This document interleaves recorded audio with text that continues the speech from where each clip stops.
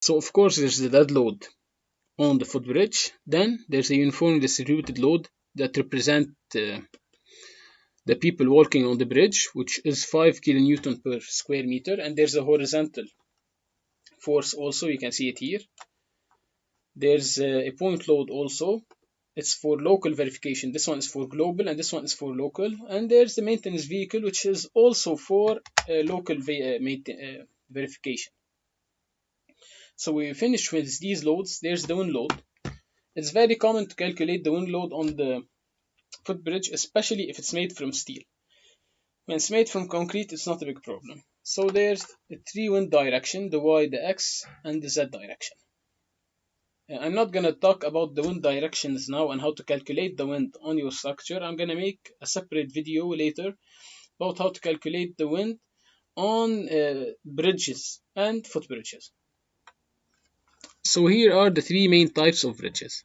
There's the arch bridge, where the load is transferred from the deck to the arch, and then from the arch to the ground by compression.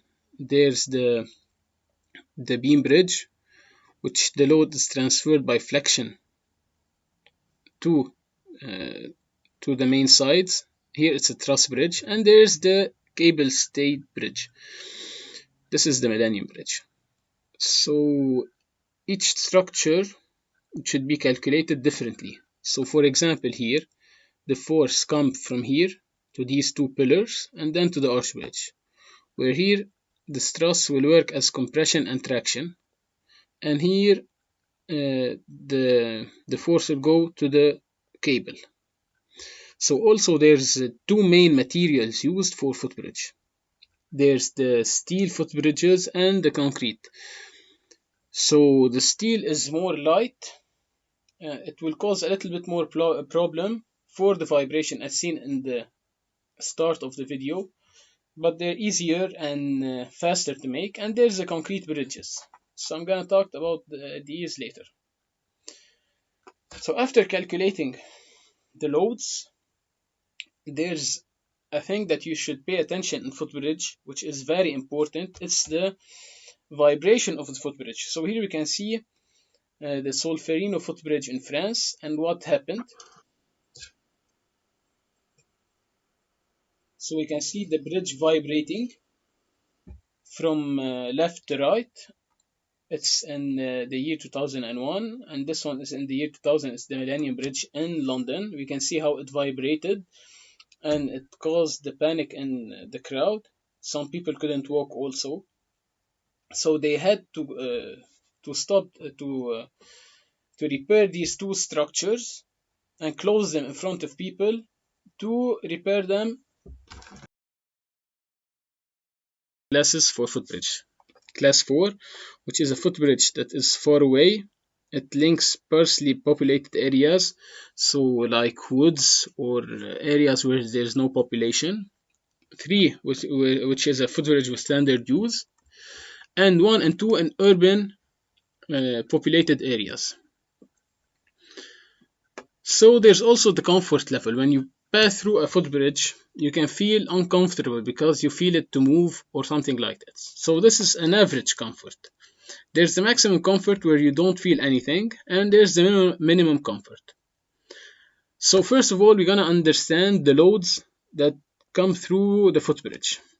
There's the people will do a certain vibration for the footbridge. So here you can imagine it's the back of your feet that touches the ground, and then 0.5 seconds later the front of your feet will touch the ground. So it's the back of your feet and the front of your feet, then comes the next step. So this is the slow walk. You can see it's 0.5 seconds away. Fast walk, it's less than 0.5, it's the half, and these other type of walks. So how to verify a bridge for the vibration, a footbridge? First of all, you should choose the footbridge class. If it's 4, there's no calculation required to verify the footbridge. If it's 1 to 3, you should calculate the natural frequency, see if there's resonance risk level. If there's no risk, so the comfort is judged sufficient without calculating. If it's sensitive, you should do a dynamic load case to be studied and see the acceleration undergone by the structure and the acceleration limit to achieve the good comfort level. So let's start with the frequency. The frequency of the structure is relatively low for a steel structure. So if you have a steel footbridge, maybe the frequency will land somewhere here from 1 to 2. So there's the horizontal vibration, the vertical vibration, and the horizontal vibration. As you can see, the horizontal is half the vertical because each two right foot will create, when you step 2 times with your feet right and left, you do 2 forces in the vertical direction and one force right and one force left. So in order to do 2 force right, you should put 2 right feet, where you put 4 feet on the ground. So that's why it's half of the frequency. So when let's say we have a frequency of 2.5, so it's here, it's in range 2. First of all, we're gonna go to this table here. We're gonna see if it's a footbridge with class 3.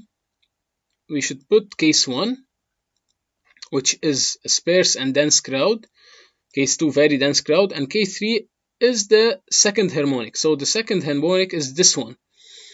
It's the second force that's caused on the footbridge. So as you know, the vibration caused by the people on the bridge is a series of a sum of harmonics. So we should pay attention for the first and second one. So here for class 3, we should only do the first harmonic verification. So only if the range is in range 1, the frequency is in range 1. So if it's in range 2 and range 3, there's no verification to do, because it's a footbridge that no one walks on. It's not a crowded footbridge. So if it's 2, we should do case 1 if it's here, case 1 if it's here, and the frequency, if the frequency is in range 2.6 or 5, we should verify the second harmonic. So if the frequency is here, we should do the second harmonic. If it's here or here, we should do the first one, and also verify the third harmonic. So for the class 1, we should see the natural frequency. If it's in range 1, we should do case 2, range 2 also case 2, and if it's in range 3, we should also do case 3, which is crowd complement harmonic, the second harmonic. So when the frequency is above 5 and above 2.5, there's no problem.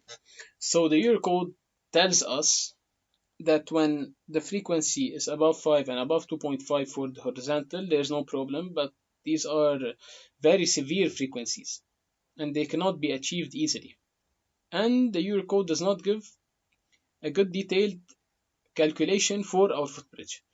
So here are the loads that we use for the acceleration and the frequency calculation. So to calculate the frequency, you should put the footbridge with also the crowd load. For class 1, we use 1 pedestrian per square meter, class 2 0.8 pedestrian, and class 3 0.5. What I mean by pedestrian is the pedestrian load, which is 70 kilograms, 700 kilonewtons. So this is the pedestrian load.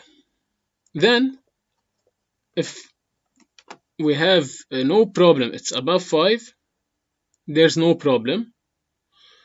So if it's under 5, here these are the risks that are compared to the range, if it's range 1, 2, 3 or 4. So if the frequency for the first or second harmonic is below 5, we should do an acceleration calculation here for the vertical and the horizontal. For the vertical, when it's between 0 and 0.5, it's maximum comfort. Here it's mean comfort, and here it's minimum comfort. Above 2.5, the deck, when his acceleration is above 2.5, it's not good. It's uncomfortable at all. For the horizontal, we should limit it at 0.1 to avoid what happened in France. It's the lockdown phenomenon.